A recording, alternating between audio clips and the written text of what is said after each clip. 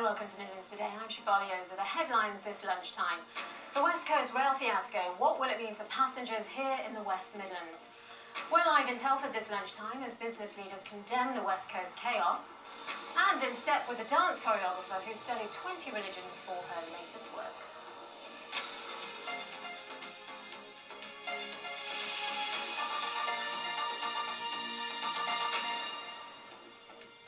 Hello, good afternoon.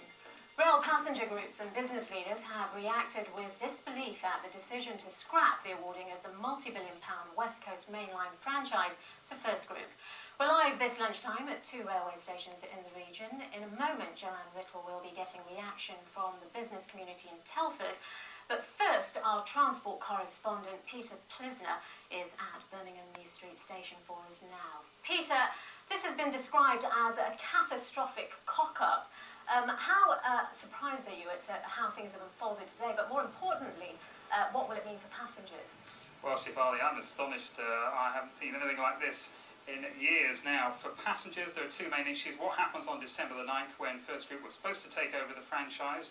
I can assure passengers that trains will run as normal. The question is, who will be running them? Will it be Virgin under a management contract from the government, or will it be the government's own directly operated railways company? Of course, the other thing passengers will be worrying about is what about the improvements that First Group promised? Well, I'm afraid they are on hold. With me is Phil Davis from the Rail Watchdog. Tell me, Phil, what do you make of all this?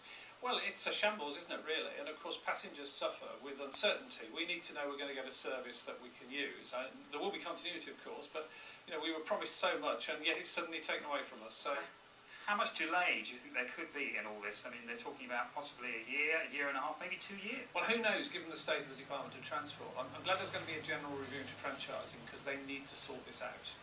And what about passenger improvements? I mean, what First Group are promising is definitely on hold. During this period of limbo, will anything happen on the railways? Will any improvements happen, do you think? It doesn't look very likely, and here we have £40 million going to the train operating companies for no benefit to passengers. So it's not a good situation, and something needs to be done about it.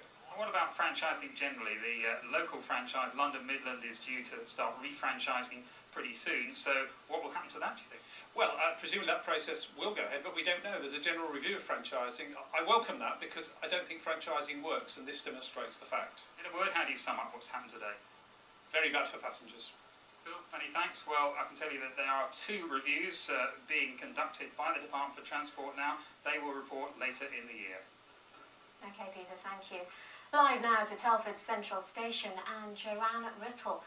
Joanne, Shropshire business chiefs have wanted a direct rail link to the capital, so how has the announcement been received by them? Well, this has been a big issue here in Shropshire ever since the county lost its direct rail link to London back in January last year. I'm joined now by Nick Chavasse, who's chairman of the Shropshire Business Partnership. Good afternoon to you. Good afternoon. What is your reaction, particularly since First Group had said it would reinstate that link to London? Well, Shropshire is a really great place to do business, and we have 300 members on the Shropshire Business Partnership, and our reaction really is twofold. Firstly, utter amazement at the shambolic handling of the tender, and also it's so sad that really we have an opportunity here to expand the infrastructure to get this railway to come through to Shropshire in a very easy manner. We had hoped that First Group were going to do this in 2016. I hope equally that whoever wins the tender finally gets on and does it. The sooner the better. Okay. Just remind us that, I mean, the last train to London pulled out of Shrewsbury back in January last year. What was the reaction back then? It was really sad. It was a very, very sad day. The Wrexham and Shropshire Railway may not have been perfect, but the service on that line was absolutely first class. The fact that the business plan didn't add up and the numbers didn't make it sufficiently profitable to keep running was very sad, and it was a sad day when we lost it. Okay, thanks very much for joining us.